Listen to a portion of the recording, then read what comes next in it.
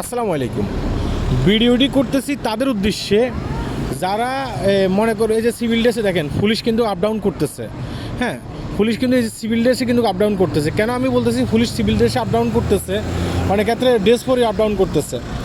আপনাদের কাছে যাদের ভিসা আছে, আপনারা অনেক ক্ষেত্রে মনে করেন যে আমার কাছে তো ভিসা আছে, কোনো সমস্যা নেই। অনেক ক্ষেত্রে পাসপোর্ট রুমে রেখে বাসার নিচে এসে আড্ডা মারেন।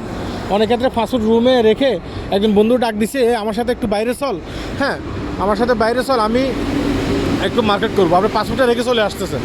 হ্যাঁ, এখন আপনাকে যদি জিজ্ঞাসা করে আপনি পাসপোর্ট রেখে কেন চলে আসতেছেন, আপনি চিন্তা করলেন যে যদি পুলিশে ধরে আমার অন্য বন্ধুর কাছে ফোন করলে নিয়ে আসবে। বিষয়টা কিন্তু তা না। এতক্ষণ পর্যন্ত পুলিশ অপেক্ষা করবে না যে আপনাকে মানে আপনার জন্য অপেক্ষা করবে না যে আপনার বন্ধু পাসপোর্ট নিয়ে আসলে পরবর্তীতে আপনি কী করবেন, পুলিশের হাত থেকে বেঁচে যেতে পারবেন। অতক্ষণ পর্যন্ত আপনাকে পুলিশ নিয়ে যেতে পারে। আর আপনারা এটা জানেন যে মালয়েশিয়ান পুলিশ যদি আপনাকে নিয়ে যায়, আপনার পাসপোর্ট মানে থাকলে অনেক ক্ষেত্রে যদি পাসপোর্ট ওই মুহূর্তে আপনি দেখাতে না পারেন, তাহলে দেখা গেছে কি আপনাকে 15 দিনের জন্য অনেক ক্ষেত্রে জেলখানায় ঢুকিয়ে দেওয়া হয়। যদি সাথে সাথে আপনার এই যে এজেন্ট, তারপর আপনার আত্মীয় স্বজন তাদের কাছে পাসপোর্ট আপনার রয়েছে, তারা যতক্ষণ পর্যন্ত যাই আপনাকে না আনতে পারে ততক্ষণ পর্যন্ত কিন্তু আপনাকে 15 দিনের জন্য জেলে ঢুকাই দিব গিয়ে। তো 15 দিনের জন্য জেলে ঢুকাই দেওয়া, যারা মালয়েশিয়ার জেলে একবার গেছেন তারা জানেন যে 15 দিনের জন্য জেলে ঢুকাই দিলে কী অবস্থা হবে মালয়েশিয়াতে। তা আমি বলবো যে আপনাদের যাদের কাছে পাসপোর্ট আছে, পাসপোর্ট নিয়ে অবশ্যই রাস্তায় চলাফেরা করবেন। পাসপোর্ট নিয়ে যদি আপনি রাস্তায় চলাফেরা না করেন, হঠাৎ করে যদি আপনাকে ধরে গ্রেপ্তার করে নিয়ে যায়, হ্যাঁ 15 দিনের জন্য আপনি জেলখানে থাকতে হবে, পাসপোর্ট ভিসা সব কিছু থাকা সত্ত্বেও।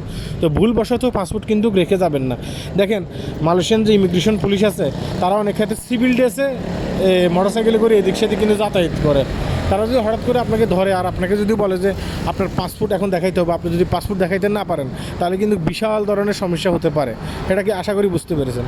তো এগুলো কী করবেন, আপনি আপনার পাসপোর্ট সবসময় সাথে রাখার চেষ্টা করুন। পাসপোর্ট যদি আপনি সাথে রাখার চেষ্টা না করেন তাহলে কিন্তু সমস্যা।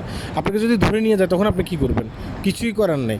দেখেন এখন কিন্তু রাস্তায় দেখা গেছে কি মোটরসাইকেল নিয়ে তারা দাঁড়িয়ে থাকে, হ্যাঁ আপনাকে ডাক দেবে এদিকে আসো। তা আপনি গেছেন, বলবে যে এখন তোমার পাসপোর্ট দেখো, তোমার দেখো ভিসা আছে কিনা সেটা আমরা দেখি। না দেখাইতে বললে বিশাল বড় সমস্যা। তো ভিডিওটি আমার কাছে মনে হয়েছে এখানে একটু আপনাদেরকে একটু সতর্ক করার জন্য দরকার, এই কারণে ভিডিওটি করলাম। সবাই ভালো থাকবেন, আল্লাহ হাফেজ।